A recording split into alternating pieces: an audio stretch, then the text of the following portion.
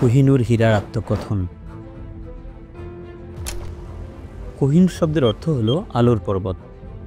এই হীরাকে বলা হয় বিশ্বের সবচেয়ে দামি হীরা। হীরাটি 105 মেট্রিক ক্যারেটের। হীরাটির ওজন 21.6 গ্রাম। এটি 4th শতাব্দে ভারতীয় উপমহাদেশে পাওয়া গিয়েছিল। এটিকে বসানো হয়েছিল প্লাটিনামের তৈরি এক মুকুটে। হীরাটির ইতিহাস শুরু হয়েছে 1304 খ্রিস্টাব্দ থেকে।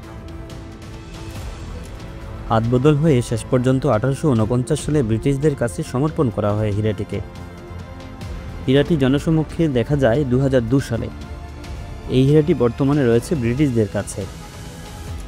বর্তমানে হীরাটির দাম 20 মিলিয়ন মার্কিন ডলার, যা টাকায় 1.64 লক্ষ কোটি টাকা, যা অনেক দেশের জিডিপিকেও হার মানাবে।